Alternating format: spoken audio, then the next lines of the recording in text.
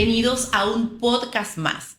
El silencio de la metamorfosis, que evoca ese sentimiento que tienen las personas cuando han tenido experiencias duras en su vida, pero que lo han afrontado con resiliencia, pero sobre todo con enterismo, con profesionalismo, con amor y con ganas de surgir adelante. Entonces esto queda ya en el pasado como una experiencia y pues ahora son personas que inspiran. Esta producción llega a ustedes por Norte Stream y por supuesto nuestro capitán de este barco, William Méndez. Por supuesto, tengo que mencionar a mi colágeno porque siempre le he dicho, cuando tú estás con personas jóvenes, mira, absorbes todo el colágeno. Después de los 50, vaya que lo necesitamos. Mi colágeno precioso y talentoso, Quique Uzcategui. Creo que ya no estoy en la edad de colágeno, ya te lo he dicho, pero... Mira, para mí es colágeno. Es como que yo diga, ay, voy a buscarme un sugar. ¿Tú te imaginas un sugar para mí? Tiene como 105 años, ¿vale? Entonces, sí vale lo del colágeno. Bueno, bienvenidos al silencio de la metamorfosis. Gracias por acompañarnos una vez más.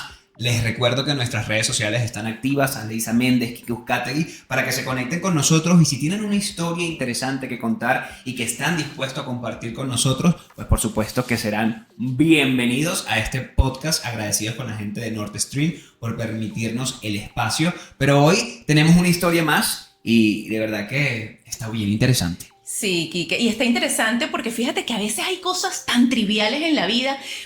El hecho de tú levantarte, abrir los ojos, de respirar, de poder ir al baño sin que te ayuden, de abrazar a tu familia todos los días y decirles que los amas, de ir al parque, de disfrutar de la naturaleza. A veces uno dice, ay, por favor, eso es normal. No, Quique, eso no es normal. Hay que dar gracias a Dios por todo esto, porque solamente lo valoramos, lamentablemente, cuando la perdemos. Así es. Y hay una palabra mágica que es la libertad. Fíjate que la libertad es algo poderoso, es algo infinitamente por lo cual debemos estar agradecidos con todo, con Dios, con el universo. Y pocas veces lo hacemos porque siempre la tenemos. Entonces es como cuando tú siempre tienes la libertad, pues no la extrañas, no la valoras. Allí pasa eso. Es eso. Y la libertad, pues sin duda, es un derecho muy básico que tenemos todos, ¿no? Entonces, como tú dices, cuando la tenemos, cuando estamos acostumbrados a lo cotidiano, pues no tenemos un valor, ¿no? Agregado. Cuando tenemos que darle gracias a Dios, como bien lo dijiste al principio, día a día por todo, por nuestra salud, por la libertad, porque podemos respirar, podemos ver. O sea, tantas personas que están en estos momentos pasando por cositas graves, pues necesitan eso, ¿no? Entonces nosotros que lo tenemos, pues agradecer. Entonces es momento de presentar a nuestro invitado. Así es, José Mora. Bienvenido, José Mora. Yes. Manuel, ¿cómo estás? Bienvenido, gracias por acompañarnos. Estoy muy bien, bueno, acompañado por estos grandes talentos. A Leisa tengo poco tiempo conociéndote, aquí que tengo años conociéndolo, Sí. Cuando estuvo en la televisora del Táchira con esos programas juveniles, Así es. con los realities y esas cosas. Bueno, he seguido tu carrera, me gusta cómo desempeñan todo lo que hacen y bueno, aquí para darles mi historia. Qué bueno, José. Para nosotros es un honor tenerte acá y que, bueno, puedas compartir con nosotros tu historia. Pero empecemos de una vez hablando del José Manuel pequeño, de la infancia de José Manuel. ¿Cómo fue? Pues la situación de mi niñez, se podría decir que pues la niñez típica de pues, las personas clase media, normal, luchando todos los días, Okay. creciendo, jugando. Fui hijo único los primeros 15 años de mi vida. Bueno, tengo un papá inquieto. Un papá inquieto. Sí, tengo un papá inquieto que creo que genéticamente heredé eso también, comportamientos aprendidos. Y tuve dos hermanos fuera del matrimonio de mi papá y mamá, pero no pude compartir con ellos cuando estaba niño. Ellos sí tenían pues sus hermanos y esas cosas y yo era entonces el primogénito de mi papá, vivía solo los primeros 15 años de mi vida. Tuve primos, tuve eso, pero siempre fui un niño muy independiente. Okay. Cosa que pues cuando fui adolescente a mi mamá no le gustó. Mi niñez pues estuvo muy marcada porque me concentraba a jugar en mí. O sea, no necesitaba tanto de estar llorando porque mi papá no estaba o esas cosas. No sé, debe ser que desde muy niño sentí que no tenía esa necesidad. Si mi papá me buscaba o tenía que ir para allá, a la casa de él, pues iba, disfrutaba los momentos con él. Pero de resto, pues si tenía que jugar solito en mi casa, lo jugaba. ¿Y por qué no disfrutaba, compartías? tenía una gran creatividad. ¿Por qué no compartías con tus hermanos? Pues mira, el típico matrimonio, obviamente, pues tu mamá no te va a dejar compartir Ok. con el hijo de la otra mujer de tu papá. Y esas son cosas que es difícil en nuestra sociedad que suceda.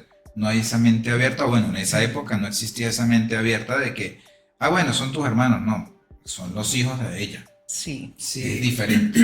Entonces, fue muy complicado. Bueno, lamento que de verdad no pude compartir tanto como hubiese querido con mi hermano Oswald, que ahorita está en el cielo, y con mi hermano JJ, que ahorita pues está en Santiago. Bueno, sí, espero que vea esto. Saludos, hermano, brother. Sabes que yo también tengo una hermana fuera del matrimonio y también nos privaron de compartir nuestra niñez. Y fue algo que le reproché a mi papá una vez que yo me entero de la existencia de mi hermana, que fue a los 15 años también, de por qué no nos dijiste antes, si tengo hermanas mayores, que tal vez pues nosotros somos gemelos y éramos como que nosotros dos siempre, y pues siempre estábamos acompañados, pero hubiese sido interesante si nos daban la oportunidad de compartir con mi hermana, ¿no? O sea, esa infancia, teníamos un año de diferencia y Pero nos mira, privaron te digo, eso, pero precisamente... no era que yo no supiera de su existencia. Yo sabía de su existencia. La cosa era que ¿Tu no mamá? me dejaban compartir con ellos. Claro. Las pocas veces que los pude ver fue porque iba a la casa de mi papá y ellos estaban allá. Y ahí era donde compartíamos. Obviamente ya después de la adolescencia, de la independencia, de que tengo carro, voy, vengo, iba a la casa de él, saludaba a su mamá, saludaba a su hermana, compartía con su abuela. Bueno, fueron familia, la familia de Oswald siempre me acobijó muy bien. La mamá de JJ ya después de adulto, pues también ya fue otra situación, ya era otro momento. Pero como no hubo esa convivencia de niño, pues no fue tan arraigada que ya después de adulto, oye, brother, vamos a hacer algo. Claro. Y a los 15 años nace mi hermano dentro del matrimonio y ya, pues era como que tenía que estar ahí con él. Entonces fue otra historia. Como te digo, de niño pues jugaba mucho solo, era muy creativo, me imaginaba mis películas con mis jugueticos, esas cosas.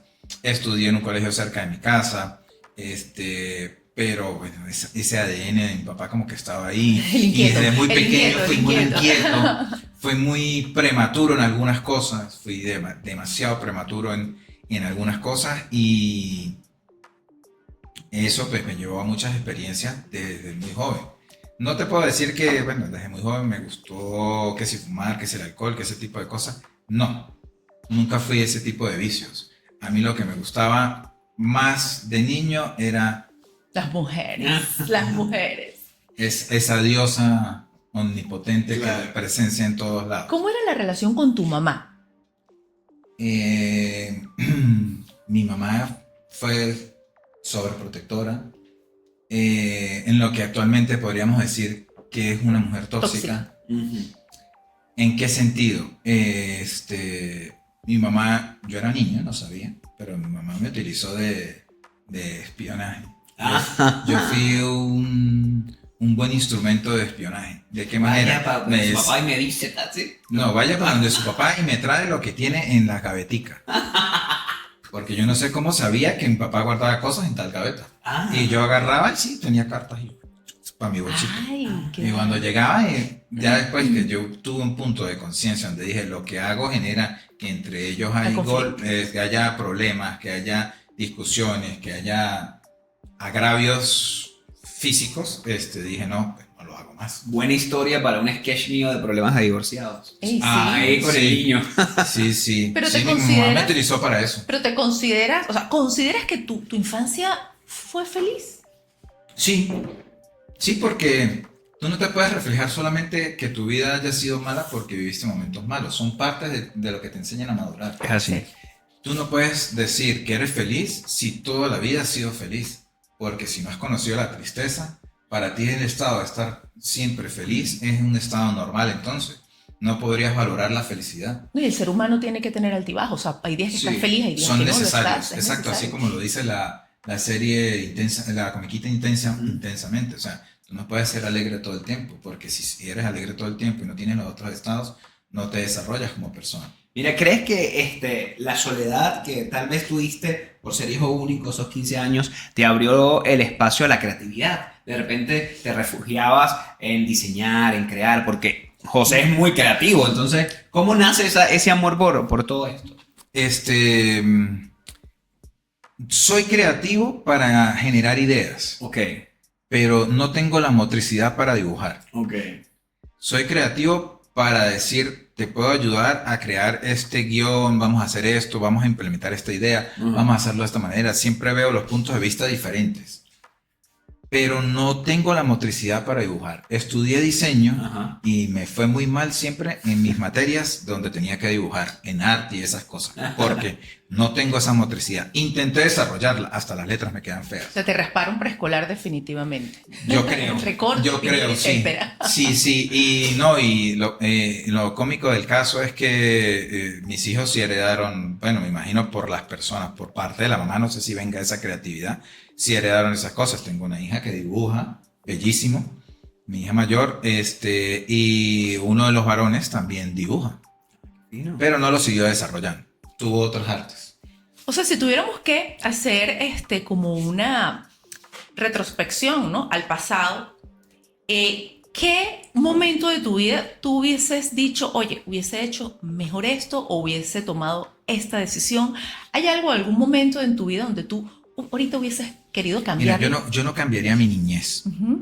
Yo no cambiaría mi niñez porque me volvió lo que soy. Si yo no hubiese vivido eso,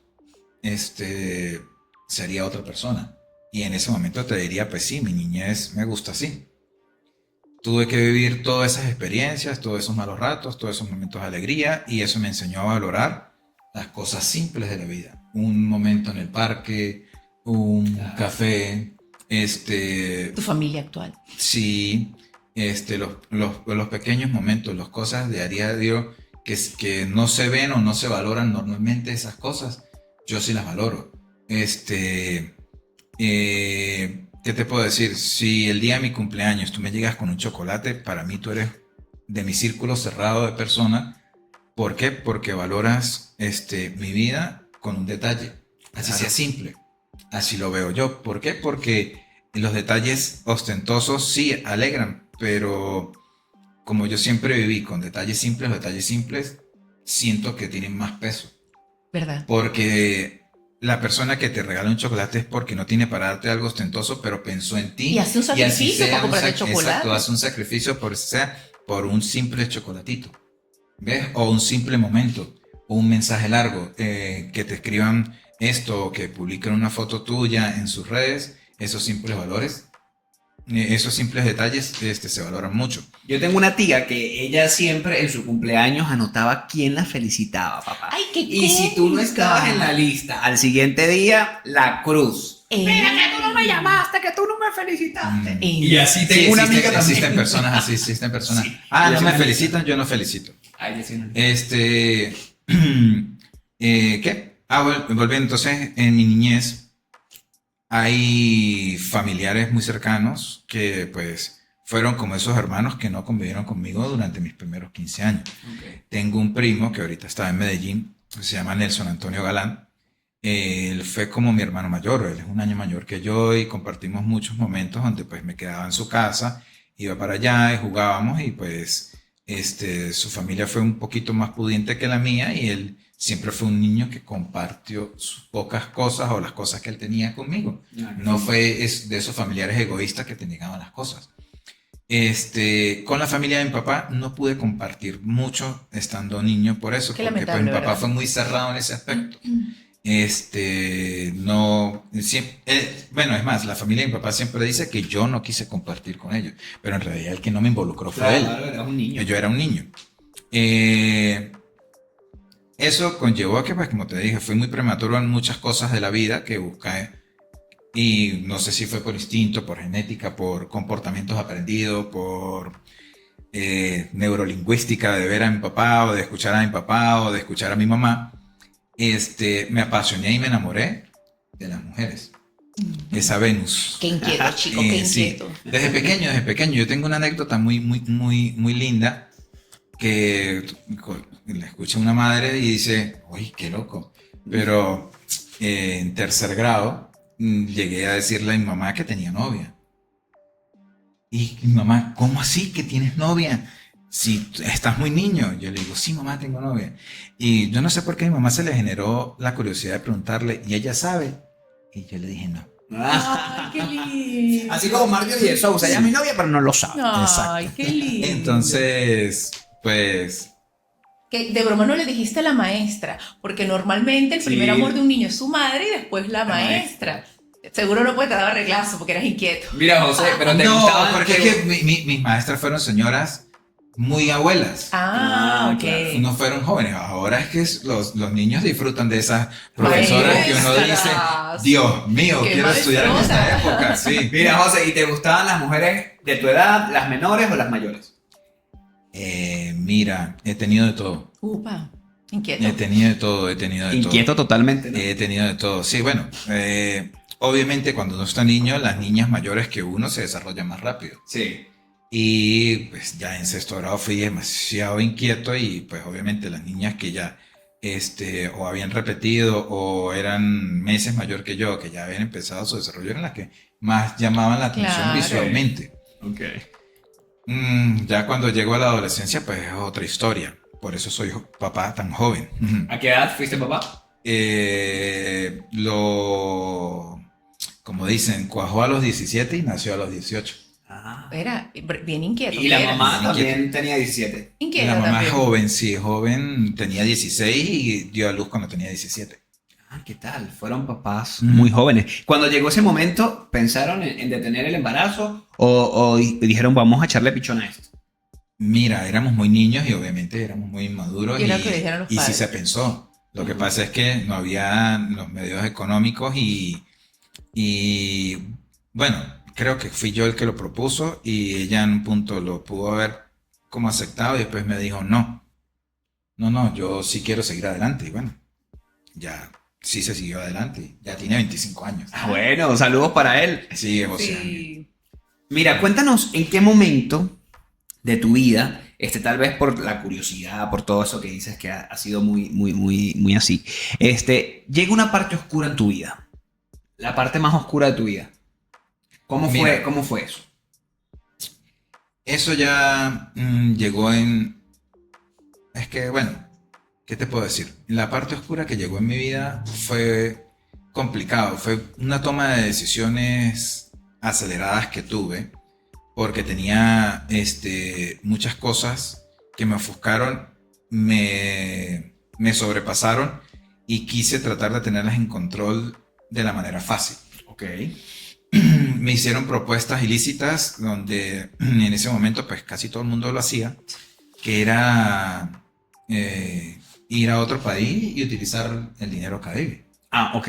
Ajá. Y regresar con ese dinero y todo eso. Bueno, en esa época como que era el boom, así Raspar la gente las que viajaba, tarjetas. Raspar las tarjetas. la gente que iba a Cúcuta, la gente que Ok. viajaba a otros países que podía sacar más y todo ese asunto.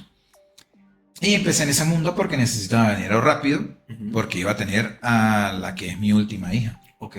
actualmente, de la niña más chiquita.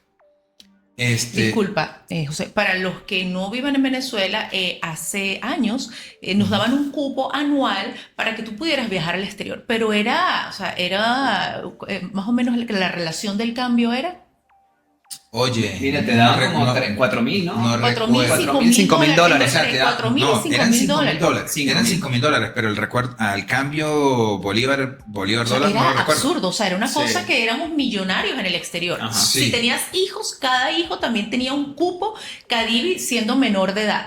O sea, yo recuerdo que tú ibas al exterior y la gente te decía, tú eres multimillonaria en tenías- Venezuela. Y yo no tenías tengo Cadivi. 5.000 dólares para consumos con la tarjeta directo de pagos Y aparte efectivo te da el extraer. banco. No, de extraer del banco. Y tenías 3.000 dólares para consumos de compras electrónicas. Era mucho dinero. O sea, sí, era mucho dinero que te permitían utilizar si tú tenías los bolívares. Claro, pero el cambio, era que te lo el cambio regalaban. era demasiado bueno al punto que tú podías. Claro, Estaba muy fácilmente chamo, tener. estaba muy chamo, ¿no? No, en ese momento pues sí, el cambio era muy bueno, los sueldos eran otros, era Así es. de otra época, estaba la Otra bonanza economía. petrolera y todo ese asunto, y nuestros sueldos sustentaban eso.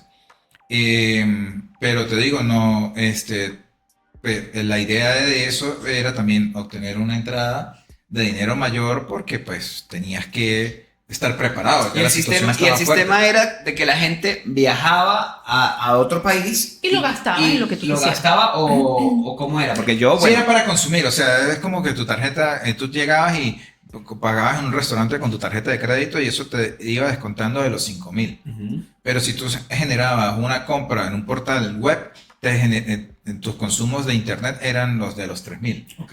Pero tenías que tener un sustento en bolívares. No era que el gobierno te estaba regalando No, esos no, dólares. claro. No, tú Porque tenías que pagarlos. ojo, yo viví en Aruba, unos meses trabajé para una productora allá y mi jefe creía que era el Estado venezolano que me regalaba ese dinero. Ujú. Ah, Y me ok. dijo, amigo, ¿cuándo vamos a gastar el dinero que te regala Chávez? Uy, Y yo llegué y le ¿cuál dije, ¿cómo dinero? así? Bueno, el dinero en tu tarjeta de crédito que Chávez regala a todos los venezolanos. Yo le dije, no, eso no lo regala. Yo tengo que tener dinero en mi cuenta o pagar eso, Claro. ese consumo para poderlo utilizar. Es el dinero que me permite el Estado venezolano consumir en el extranjero por viajes durante un año. O sea que si yo en un viaje me consumo esos $5.000, yo no puedo volver a viajar porque ya no Ya. tengo más dinero. Y si tú dices que eso lo hacía todo el mundo, ¿por qué llegaba a ser ilícito? claro, porque la Porque gente es se presta para que la gente Es te diga la ilícito tarjeta. porque tú me dabas dinero a mí, pagabas el consumo. O sea, yo sacaba la tarjeta de crédito, Ajá. pedía la aprobación, tú me pagabas a mí el pasaje Ok. y me enviabas y depositabas en mi tarjeta o en mi cuenta el dinero suficiente en bolívares para yo llegar a ese país, pasar la tarjeta por consumos en un punto donde otro venezolano Ficticio. estaba en ese país, en un punto ficticio, me cobraba el porcentaje que le Te cobraba daba el efectivo. punto, me daba el efectivo, regresaba acá a Venezuela con el efectivo de esa persona y de eso me quedaba a mí un porcentaje, le quedaba un porcentaje, él los vendía al doble de lo que estaba la tasa normal Ujú. porque no era fácil obtener dólares para importar cosas Ok. y él tenía su ganancia, yo tenía mi ganancia y el tipo que en ese país también tenía su ganancia. Entonces, Ahí se convirtió- ahí fue donde eso se era, convirtió en en ese ilícito. momento no era ilícito. Si se ponían a analizarlo, después sí se volvió ilícito porque hicieron una ley de, no sé qué, de consumo de esa. Es más, tanto así que los quitaron. Ajá, ¿y cómo te descubren? Bueno, ¿qué resulta? Llegó una época en donde recién llegando de un viaje, la amiga que me incluyó en ese mundo me dijo que había una persona que quería que viajara a Europa con 50 tarjetas de crédito. Wow, Y 50 tarjetas de crédito, mi ganancia en ese momento iban a ser como $15.000. Wow. que para ese Que para ese momento era mucho muchísimo dinero. Todavía lo es, pero- Sí, para ese momento, yo creo que para ese momento, al cambio que yo hubiese dicho, o sea, porque es que nosotros en esa época las cosas no las valorábamos a dólares, Ujú. sino siempre Sí. se valoraron a Era bolívares. la Es moneda. verdad. Realmente Exacto, era se nuestra valoraban moneda. a bolívares, ahora no. Entonces, por decir, una persona importaba un vehículo en dólares, pero cuando hacía el cambio a bolívares le salía muy económico y realmente pues todo se valoraba a bolívares. Ujú. Entonces, ¿qué te digo? En esa época con $15.000 hubiese podido comprar un camión 350 para trabajar, hubiese abierto un negocio. ¿Por qué? Porque el cambio a bolívares era muy sustentable. Ok. Y todo se consumía, todo se pagaba, todo aquí era en bolívares y el bolívar tenía un Peso. un Era fuerte, peso. era una moneda fuerte. Entonces en la economía y pues no, era muchísimo lo que iba a hacer con eso. Tenía muchísimos planes. En cambio ahora $15.000 te cuesta solamente un carro. Sí, total. Mm. Entonces claro, para nosotros es muy difícil conseguir $15.000.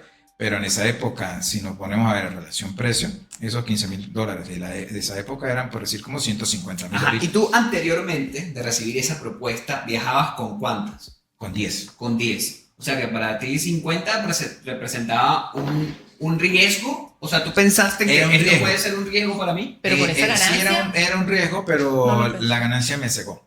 Ujú. Ok. La ganancia me cegó, ¿por qué? Porque venía mi hija, tenía muchas cosas y mucho.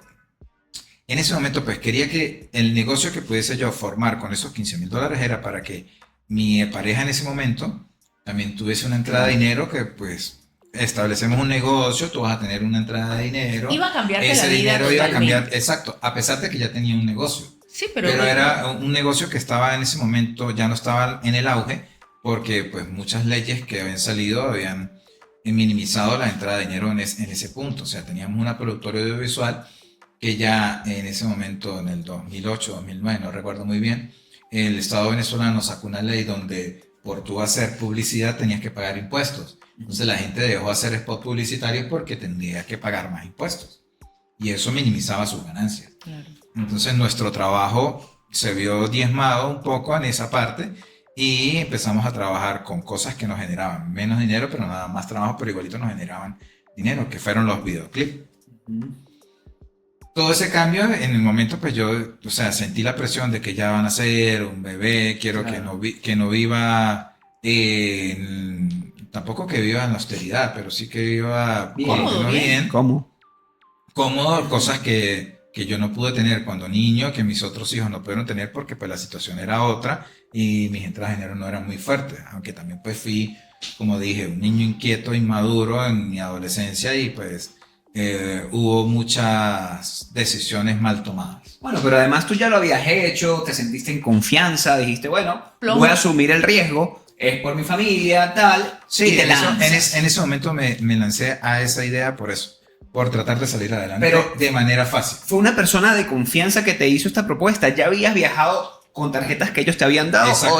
o realmente No, fue? bueno, realmente no era que la persona que me introdujo en ese mundo me daba las tarjetas, sino Ajá. decía, hay esta persona que tiene el capital y te va a dar las 10 tarjetas. Ok. Y claro, uno se reunía con la persona, ellos se encargaban y te decían, bueno, tienes que viajar a tal país y algunos te dan el pasaje, otros no. Claro, yo había viajado solamente 2 veces antes. Ah, ok.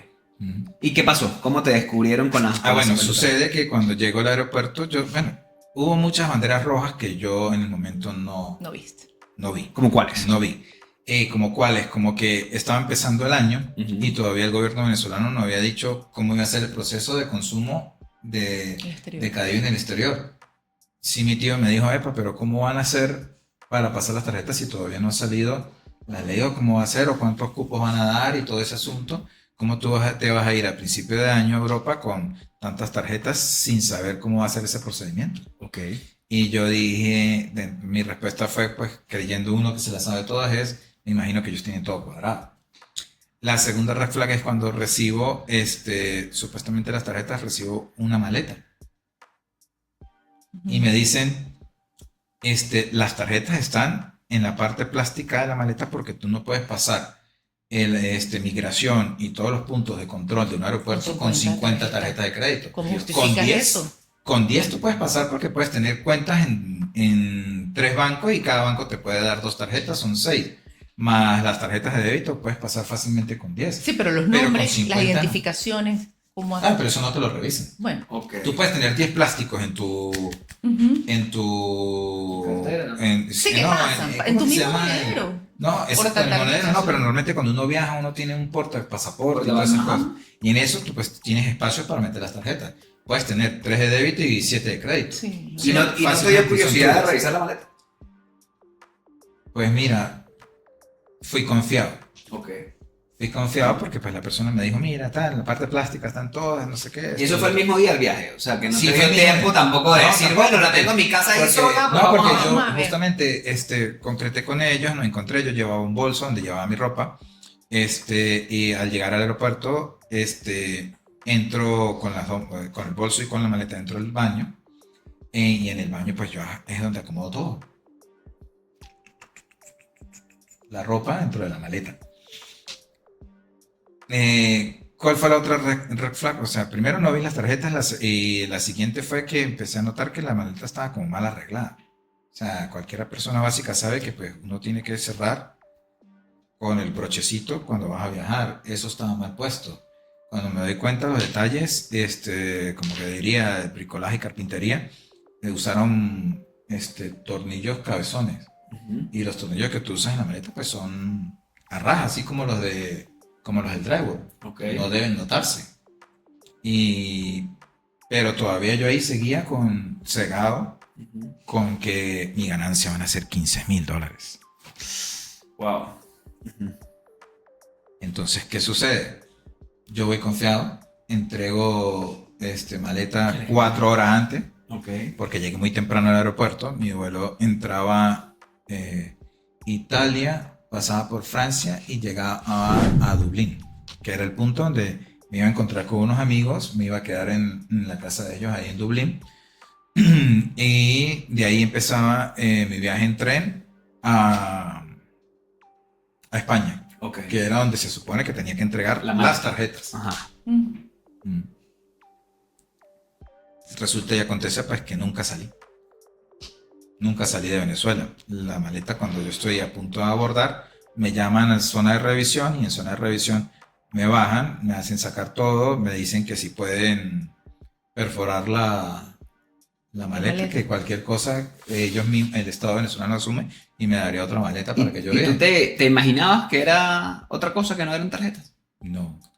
No. O sea, Tú yo dijiste, confío, dale, pues. yo confío, dale, claro, porque si tú vas a perforar algo plástico, lo perforas y dije yo, dañarán una tarjeta, cuando mucho, no sé. Ajá. Y tú Cuando- estabas ahí viendo todo. Claro, yo estaba viviendo todo. Yo veo cuando saqué la ropa y la cosa, y cuando el carajo llegué. Te temblaban las abre manos, así. te delataste, sentía o estabas más bien No, tranquilo, normal. bueno, como te digo, o sea, yo como, mira, Estás yo cuando confiado. mucho cuando perforan la parte plástica de la tarjeta y no sucederá nada. Y lo que me asustó fue lo que vino después. En ese punto donde yo veo que perforan y lo que sale es un producto que no era lo que se supone que yo debía tener. Dios Dios santo. santísima. Y llega ese punto donde dices, Mm. ¿qué sucede? Ahí sí me entró un corrientazo en el cuerpo. ¿Qué era? Según los análisis técnicos, era cocaína. ¿Cuántos kilos? Uf. 2 kilos 134 gramos. Wow. ¿Y por esos 2 kilos cuántos años de cárcel te daban? Bueno, la ley venezolana estipula 5 muchos años. agravantes y cosas así, dependiendo de los agravantes, pues los años cambian. Pero como lo mío era primera vez, nunca había cometido ningún delito, por ser primera vez, por haber asumido todo ese rollo, la pena eran 15 por asumir ¿Qué? y ser Wow. primera vez, quedó en 10. Dios mío. 10 años. Y tuviste 10 años preso. El sistema penitenciario venezolano tiene algo que se llama ¿Más comportamiento y esas cosas? no, como beneficios por trabajo y por estudio. Ok. Eso se llama, oye, se me fue el término. Bueno, no Bueno, importa. No ya recuerdo llegará. ahorita cómo se, no, A esta no edad se recuerdo. van muchos términos. Sí, Está- se supone que por cada 2 días de estudio te dan un día. Sí, te exoneran un día Te prácticamente. exoneran un Ah. día, exacto. Entonces, por cada 2 días de estudio o de trabajo, te exoneran un día. No recuerdo ahorita cómo se llama eso. Y yo siempre me desenvolví en áreas de dar clases o de trabajos audiovisuales dentro de los penales donde estuve recluido. Siempre tuve muy buena afinidad tanto con el personal de custodia como con el personal directivo. Y pues a la final lo que estuve en privado de libertad fueron 5 años, 4 meses, 13 días. Bueno, ya va, no nos adelantemos. Ajá, sí, estamos en eso. Vamos para atrás otra vez. Ajá, cuando tú ves eso en la maleta, Eso. ¿qué te pasó por la mente, hermano? Me jodieron. Me entró ¿Cómo? un corrientazo por la espalda. Ahí sí empecé a sudar frío. Ahí recordé cuando sudé frío en mi adolescencia que me dice... Embarazada. Estoy embarazada, exacto. Recordé ese... ¿Quién se te vino en la mente en ese momento? ¿En quién pensaste? 2 personas. Ujú. En la que podía, que en ese momento pensé que podía resolver, mi tío Manuel Morales. Y la segunda persona que se me vino a la mente fue la mamá de la niña, que la dejé sola. Claro. Porque la niña estaba recién nacida en ese momento. Dije, ¿y ahora qué va a pasar? ¿Qué va a pasar con ella? ¿Qué va a suceder? Entonces, pues, ellas dos se me vinieron a la mente, pero obviamente con la persona que podía comunicarme era con la mamá de la niña. Con la niña, ¿no? ¿Ella fue la primera que llamaste? ¿O a quién llamaste? Ay, no lo recuerdo. No. No recuerdo. No recuerdo a quién de los dos, con quién de los dos hablé primero, pero sé que hablé con los dos. Yo me imagino que el mundo se te cayó en ese momento. Total. Claro. Cuando estaban Claro. verificando todo, terminaron de abrir eso. No, Aparte, sí. ¿eran las tarjetas o las tarjetas nunca estaban? No, las tarjetas nunca estuvieron. Nunca estuvieron. Nunca O sea, estuvieron. fue una trampa literal. Exacto. Y lo cumbre de todo fue que yo no había avisado nada y la persona, yo creo que tenía a alguien como vigilándome porque Claro, ya claro. me había Te bloqueado. bloquearon. En ese momento, los medios de comunicación eran mensaje normal Ujú. o la aplicación de PIN, Ok, BlackBerry Pin. BlackBerry PIN, pero yo no tenía un BlackBerry, yo tenía un iPhone. Ujú. Entonces ya la aplicación existía para iPhone. Y entonces ya la persona me había bloqueado en la aplicación, pero el capitán revisó el teléfono y se dio cuenta de las conversaciones. Intentó sacarme más información, pero en realidad yo no tenía más información. O sea, no sabía quién era el señor, nunca me interesé de dónde era, cómo era, nada. A mí en lo que me interesaba era ir, viajar con las tarjetas y volver. Mira, y tú nos dijiste al principio que tú te reunías con las personas antes del viaje. ¿Cómo fue en este caso? ¿Te reuniste con quién? Claro, antes del viaje, pues me reuní con el señor aquí en San Cristóbal, el que él me dijo, te entregamos las tarjetas antes de llegar al aeropuerto, nos vemos porque yo voy a viajar a Caracas, y entonces te entrego antes de que, no recuerdo qué día fue que fijamos, yo le dije que tenía que dejar en ese momento a mi pareja con su familia en... No recuerdo, sé que es una ciudad en La Victoria. Ah, Victoria. Ajá, la dejé con su familia en La Victoria. Y de ahí de La Victoria, pues yo me iba al aeropuerto, me encontraba con ellos, y me entregaban las tarjetas. Lo que nunca me dijeron es que iba a ser una maleta. O sea, me dijeron que me iban a entregar las maletas. Mira, sin duda tú ni por tu mente entró No viste que las era- señales, porque una maleta es algo tan extraño para Claro, 50 Y claro. de paso, cuando la empieza a ver así como mal Sí, puesta mal y tal, sí. pero- Bueno, mucha gente me dice, pero tú pensabas viajar con un bolso. Le digo, pues sí, no tenía maleta. Y yo lo que pensaba era viajar con un bolso porque ya había viajado para República Dominicana y para Aruba con bolso. Y ¿Qué no hubiese había pasado? problema. ¿Qué hubiese pasado si tú de repente hubieses revisado antes y te hubieses dado cuenta de eso? ¿Qué Pero hubieses hecho? ¿cómo reviso? Claro, porque a ti ¿Cómo te dicen- reviso? a ti te ¿Cómo dicen reviso? las Porque es que tarjetas la maleta estaba sellada. Fue que el guardia rompió parte de lo que forra la maleta por dentro para llegar al plástico y perforarlo. Sí, O sí, sea, estaba yo- muy... O sea, Claro, es que estaba heavy. así tú seas muy curioso y tratas de... Claro, o sea, yo No, hice, no. pues tú sabes que en el fondo de la maleta él tiene como un cierre, donde Ajá. tú puedes ver la parte plástica de atrás Exacto. y ver los bordes, pero esos bordes estaban recubiertos, Claro. sellados con otro plástico, otra cosa, Qué loco. o alguna tela o algo, y yo de verdad pues no me iba a poner a esa, sino ¿ve?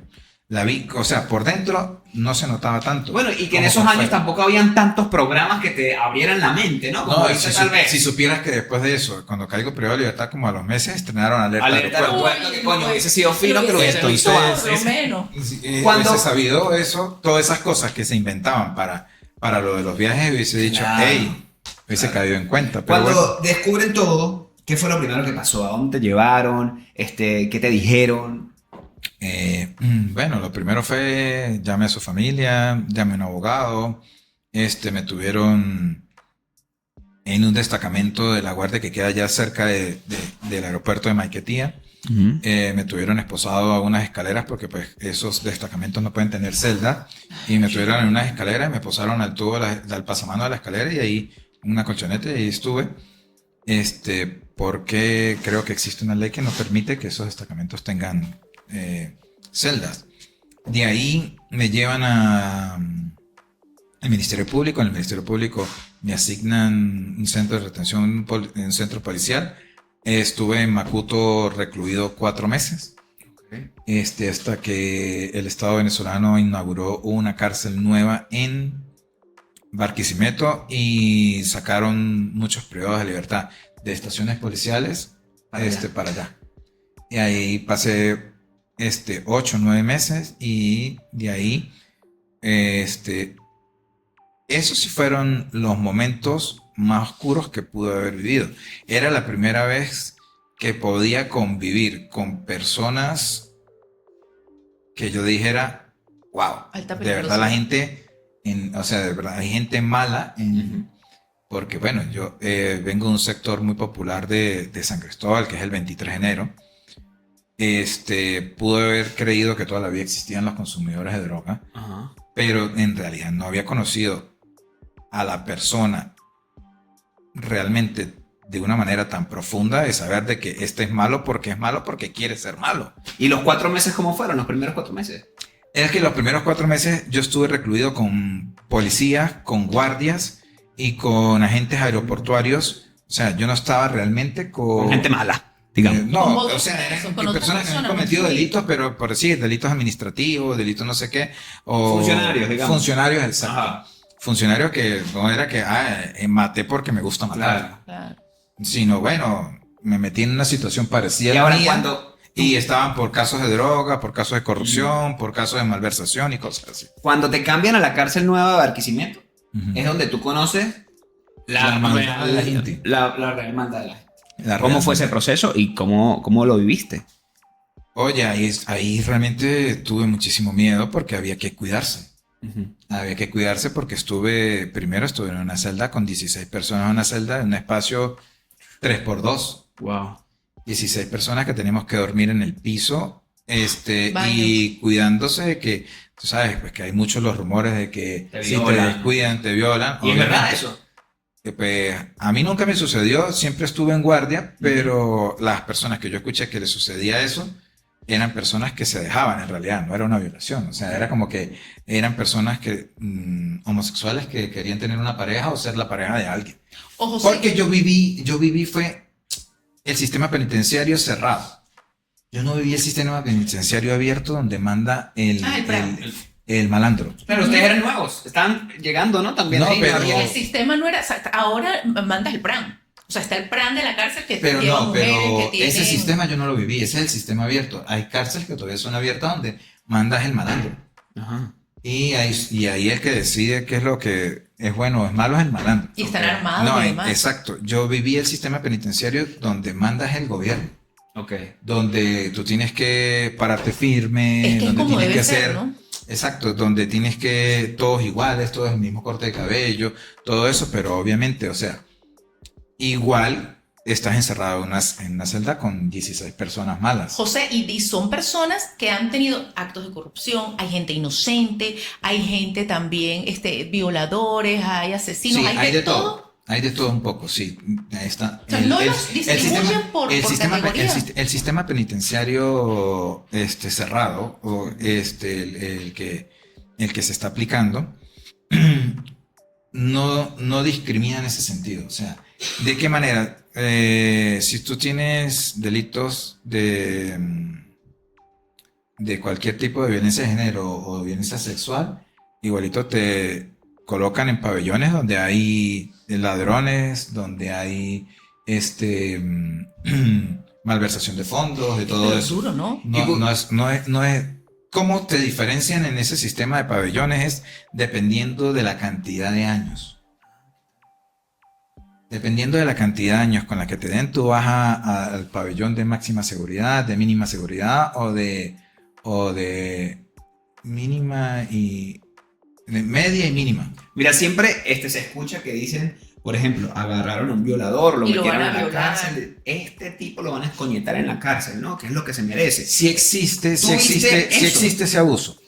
Si existe ese abuso, si existe ese abuso porque obviamente las personas que están ahí dicen, o sea, si tú violaste a una niña, violaste a una mujer, la Como persona como que la rabia que tiene interna por dentro la quiere pagar contigo porque pudo ser mi mamá, pudo ser mi hermana, pudo Ok. ser mi pareja, pudo ser mi hija. Claro. Y entonces sí hay esa subclasificación de delito. O sea, tú estás enfermo, tú estás mal, tú eres un violo. O sea, entre ese mundo, una ofensa es decirte violo. Violo. Sí, porque eres un violador, porque eres un abusador de mujeres, Ok. porque es todo ese tipo de cosas. Así sea que tú hayas salido con una menor de edad y la menor de edad haya aceptado estar contigo, eso es un delito de agravio sexual y cuando tú llegas al penal, ellos se enteran que tú vas por un delito de agravio sexual y de una vez te Ya clasifican está como... señalado. Pero te clasifica la misma población, no El sistema. no el sistema. Claro. O sea, en la misma población, al enterarse que tú tienes ese delito, como que intenta rechazarte. Y para ese submundo, ese mundo oscuro, un malandro real, un malandro que dicen ellos que, o sea, que es él, que vive la realidad como es ser un malandro, que no le da la mano al gobierno, que no toca un violo, porque eso es mancharse, eso es algo Agravante. malo. Sí. Eso, o sea, es algo malo. Eso es como que tú me vas a contaminar. No recuerdo cómo era la palabra. Ya hace ya tanto tiempo que salí de eso. José, ¿cómo aprendiste tú? Porque, claro, mira, Me bichetea. hay 18 El reclusos. término es ese, me bichetea. Por eso cuando escucho a la población joven ahora con esos términos Juveniles, son peligrosos porque se de han un usado mundo de un mundo tan malo, Ujú. digo, o sea, es absurdo que usen esos términos en la calle jóvenes porque, No lo pues, saben, desconocimiento. porque eso es de un submundo carcelario Claro. y lo ven como moda, o sea, bichetear, no recuerdo qué otro término utilizan mucho ahora, que yo cuando lo escucho yo digo, ay, no digas eso porque yo eso lo viví, eso es un término carcelario. José, fíjate, son 18 reclusos aproximadamente en un espacio súper reducido. 3x2, sí. 3x2. Imagino que habrá un solo baño o los baños están afuera. Bueno, debe ser No, un solo baño. hasta para ir al baño tú no tienes ni privacidad. No, tú pierdes eso. Porque estás sentado y todos te están mirando o Exacto, está sentado el otro. Tú pierdes eso estando en ese momento, tú pierdes ese derecho. Tú Es pierdes, tan íntimo como sentarse en la poseta. Tú ¿Cómo, pierdes- cómo hacías? exacto, Pierde el pudor. tú pierdes ese derecho porque obviamente tienes que convivir con muchas personas. Claro, el que está acostumbrado a eso, a otras personas les cuesta más, es más difícil. Pero terminas adaptándote. Para tú entablar, porque obviamente tú tienes que hablar con alguien. Era o sea, muy tú te difícil. tienes que relacionar con alguien. ¿Cómo tú lograste aprender? Porque eso es algo que tienes Tuve que que aprender. adaptarme. Y adaptarte a poder hablar con alguien y decir, oye, con este yo puedo hablar. O sea, puedo tener cierto grado de confianza, puedo Sí, qué hablar de difícil. cosas triviales, o To- con este no, o este me puede matar si me volteo. Y si yo hablo con este y el otro le tiene rabia, ¿cómo manejabas eso? Había que estar alerta. Había que estar 24 alerta. Y horas. con respecto a saber hablar, pues llegaba al punto donde tú entendías que no podías hablar con todo el mundo. Entonces había un punto donde pues, tenías que quedarte callado todo el tiempo. No es como que estamos en una mesa de conversación y yo doy un punto aparte, porque es hasta estando con personas de algún nivel académico, tuve encontronazos por simples cosas que en algún momento pudo haber leído. Es más, tuve un problema, un impasse muy fuerte con un teniente cuando estuve los 4 meses en el retén policial de Macuto, porque solamente me hicieron una pregunta y yo responder esa pregunta, para él se ofendió y casi terminamos de golpes por eso. Porque él me hizo una pregunta, o sea, en ese mundo me decían Mora, me llamaban por mi apellido, me dicen, como veían que yo leía mucho, me preguntan, Mora, para ti, ¿dónde está el punto G del hombre? Y yo digo, bueno, he leído muchos sitios donde dicen que está en el glande, en la parte superior tal, pero también he leído otros términos médicos, otras cosas donde dicen que está cerca de la próstata, por la parte rectal, no sé qué más. Se ofendió. El teniente se ofendió. Eso serás tú que lo tienes en el tal, no sé qué, yo sí soy un varón, yo lo tengo en tal. Y yo le dije, oye, no tienes que ofenderte, yo solo estoy Claro. dando, estoy poniendo, no sé. Si eso me sucedió con personas que ya habían Imagínate. estudiado, que podía decirse que eran letradas hasta cierto Imagínate. punto, estando en el otro sitio, pues tenía que cuidarme más todavía de lo que podía decir.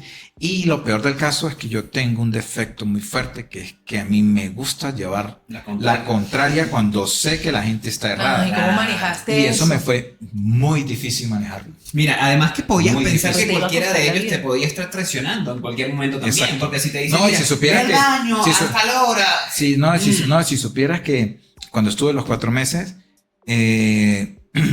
había mucha gente que también ahí cayó por droga. De pronto me llamó uno y me dijo,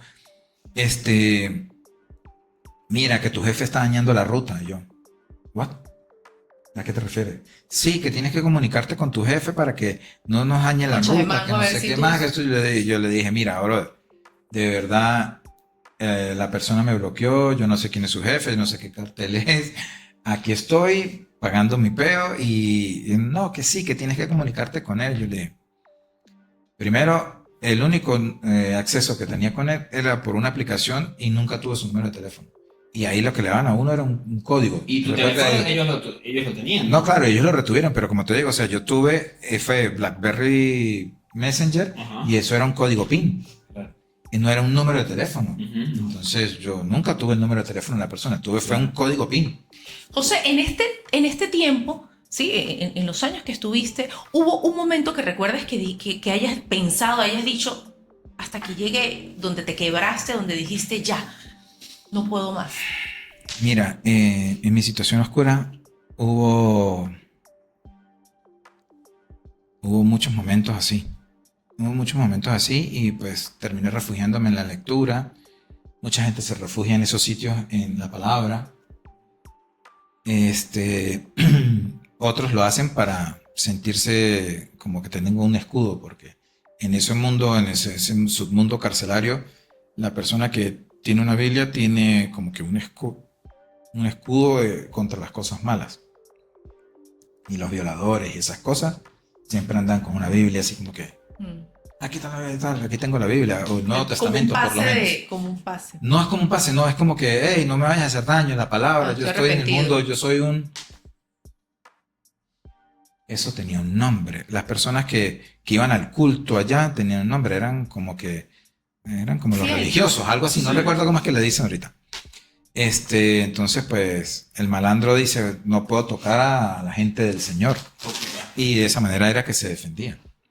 Pero era por eso, como por defenderse. O sea, yo soy un violador, o tengo un delito de violación, o tengo un delito de agresión sexual. La manera para que no me jodan es, tengo que meterme al mundo del culto. Sí, de protección, por lo menos. Yo impartí clases, di talleres de computación, de aprender a usar la computadora, leía mucho. Tuve algo que me quebró mucho fue que sentí que la persona que era mi pareja en ese momento me dejó solo. Ujú.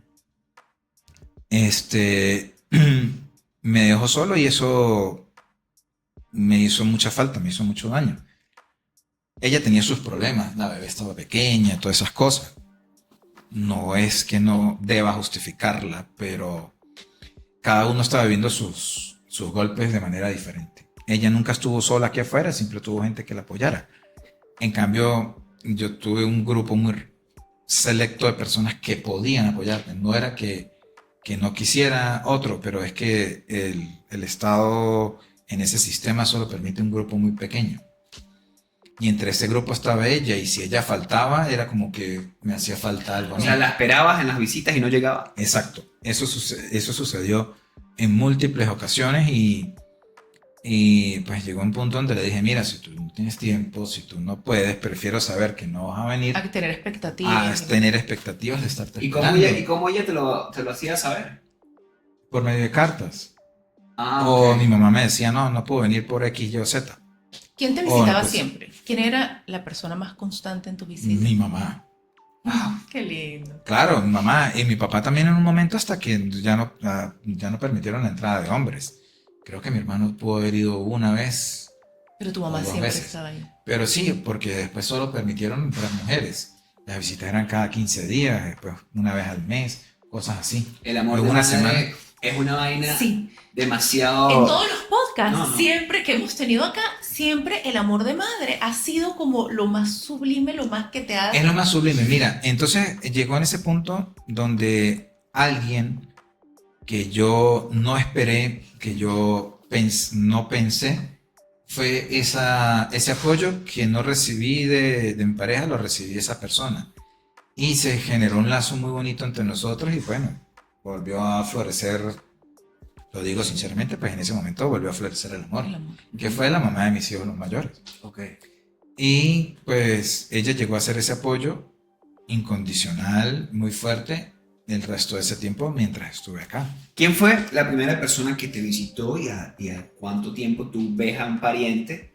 ¿Y cómo fue tu reacción cuando lo viste? No, mira, pues las primeras visitas fueron muy sencillas porque estando en un retén policial donde se mueve el dinero que ellos lo controlan, pues para que poderme visitar 2 semanas y pudieron visitarme y como yo estaba en la parte de los policías y todo ese pedo, pues podía entrar hasta niños. Ok. No, ahí no había limitante, no tenían que ser familiares ¿Y directos. quién fue la primera persona que fue a verte? Pues mis padres. ¿Y cómo los miraste? ¿Qué les dijiste? ¿Qué sentiste? ¿Qué te preguntaron? ¿Te cuestionaron? Mira, ¿Te no apoyaron? recuerdo, pero sé que lo que hubo fue lágrimas. Claro. Eso sí, no pueden faltar, lágrimas. Y bueno, en ese momento no hubo las preguntas de que por qué lo hiciste. No Sino, hubo cuestionamiento, no. sino solamente Exacto, acompañamiento. sí, ya después sí vino ese, ¿cómo se podría decir? Las preguntas de Pero que ¿por te qué, juzgan. hijo? ¿Qué pasó? ¿Por qué lo Exacto. hiciste? ¿En qué pensaste? José, pero Leisa te hizo una pregunta interesante. Ay, ¿Qué mi fue tío lo también más, fue lo muy- más mi tío duro también que fue muy viviste? constante en eso. Ahí estando adentro. Que tú digas, me pasó una situación, me quisieron pegar, me quisieron golpear, me quisieron violar. Algo Mira, que te haya pasado así Nunca, duro. nunca tuve problemas en esos niveles tan extremos con respecto a la misma población, Ujú. porque yo siempre me porté muy bien con la población. Ok. ¿Qué quiere decir eso? O sea, como yo era un trabajador y tenía algunas posibilidades de cosas diferentes, ¿en qué sentido? De repente podía tener libros para que la gente leyera. Ujú. En los momentos de recreación, como yo daba clases, el profesor podía pasar material audiovisual, ¿qué? Películas, cosas así. Y se creó junto con el director ¿Cómo los que lo- momentos de esparcimiento para que la población pudiese ver películas. Ah, qué Y bonito. todo eso fue gracias a mí, entonces pues la población era muy agradecida. En realidad la población a mí nunca, en ningún momento, en ninguno de los dos penales, llegó a amenazarme. Obviamente el sistema penitenciario en todo sistema del mundo, existe la agresión física por parte de las personas que cuidan. Ok. Porque esa es la manera de intimidar y mantener a la gente por el carril. Ujú. Porque hay gente necia, hay gente que no entiende que si te dicen camina por aquí, él camina por acá. Y le dicen no camines por acá y él sigue insistiendo en caminar por acá. Y la única manera de hacerte entender es de manera física. Claro. Podrán decir de otras cárceles del mundo, pero yo lo viví y estoy así. Me decían camina por aquí, a mí no me hacían nada. Pero si había gente que iba detrás de mí y de pronto cruzaba hacia la izquierda, tome su Coñazo. pata y kung fu. Tú Porque come- si tú no entiendes, tienes que entender de alguna manera. Por las malas. Hace ratico hablabas, te franqueaste con nosotros hablando del amor, que volviste a descubrir el amor allá. Fue una oportunidad muy bonita y la que te mantuvo fuerte. Pero antes de que ella llegara a tu vida, ¿qué te mantenía? Porque normalmente, oye, tú estás en un lugar donde tú te sientes que no perteneces allí y donde tienes que mantenerte por años. ¿Qué decías tú todos los días para tener el guáramo de aguantar? O sea, ¿qué pensabas? ¿Qué hacías? ¿Qué pensabas? los ¿En qué invocabas? Mira, los primeros 6 meses, como que tú no lo asimilas bien. Ujú. Los primeros 6 meses tú todos los días te despiertas pensando que estás viviendo un sueño. Wow. Porque no es normal para ti vivir esa situación, o por lo menos para mí lo fue. No sé si justamente esa parte de que siempre querer uno ser creativo, inventándose ideas, siempre uno soñaba algo y cuando se despertaba, ay no, esto es verdad. Al principio, ¿qué le daba a uno esa alegría? Era como que recibir la visita todos los fines de semana. Claro. Uno esperar llegar al viernes para poder volver a ver a su familia, porque así como tú dices, aparte de que mi niñez me enseñó a valorar las cosas pequeñas, estar en ese punto me enseñó a valorar mucho más las cosas que perdí. La El compañía. contacto, la compañía, la comunicación, todo ese tipo de situaciones. Me perdí muchas cosas de mis hijos que pues antes de eso no lo veía como que, ay, me lo estoy perdiendo, sino bueno, era un joven inmaduro que bueno, sí tengo hijos, tengo responsabilidades, pero también tengo que pensar en mí. Hermano, cuando te sacan de la cárcel para ir cerrando, ¿qué fue lo primero que se te vino a la mente en el momento de estar ya afuera, donde podías ver el aire, donde podías ver el árbol, los carros pasar. O sea, ¿cómo te sentiste? ¿Lloraste? ¿Te quebraste? Déjame recordar. A ver, salí del penal, me llevaron al comando de la guardia, me dieron la ropa para cambiarme, estaban mis padres esperándome, estaban mi papá y mi mamá, nos montamos en el vehículo, hablamos, sonreímos, llegamos a la casa cuando abracé a mi abuela.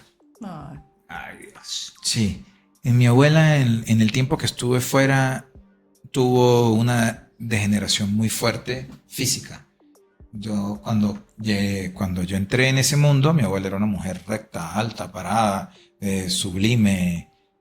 Cuando salgo ya era una abuelita que tenía que caminar con andadera, torcida, cabizbaja, más delgada. Ese cambio en ella, me imagino que mis problemas, la situación de que la gran parte de mis primos viajaron, que pues para ella eran sus consentidos, todo eso fue como que haciendo mella en ella y generando que toda su degeneración física fuera mayor. Al salir, cuando abracé a mi abuela, que la vi después de tantos años porque no la había podido ver, ese fue el que me quebró la voz. Ese momento sí me quebró la voz. Porque pues sin querer, bueno, también tenía mucho tiempo que no veía a mi padre, pero hablaba con él cuando permitían lo de las llamadas. Y mi mamá pues la veía muy constantemente en las visitas. Entonces pues fue como la alegría de que ya salí, ya se acabó la pesadilla. ¿Tus hijos cuando los viste? Ya estaban la primera de ellos, las dos primeras que vi fueron las hembras. Ajá. Fue un momento lindo, obviamente, pues ya, pero no fueron las primeras personas que vi que me hicieron llorar, sino fue mi abuela.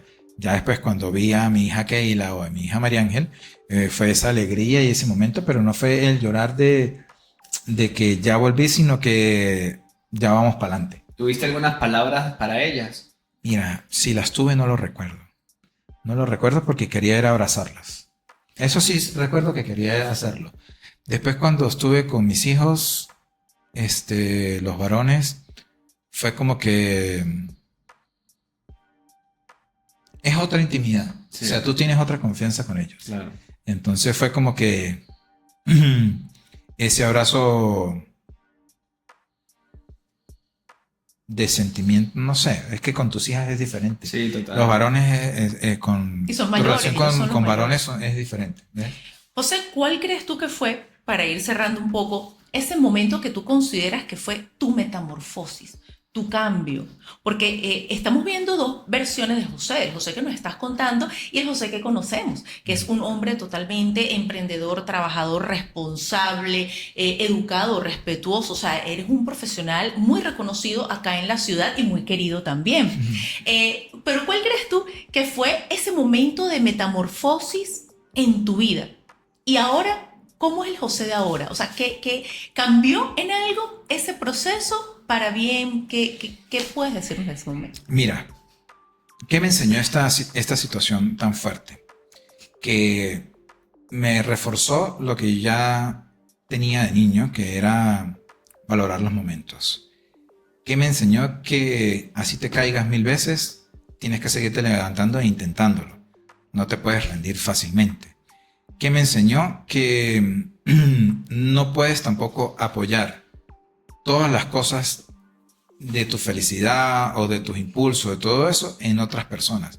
Porque justamente también en ese proceso donde fui creciendo, donde fui avanzando, que fui sintiendo el apoyo de esas personas cuando salí, esas personas también, o una en especial,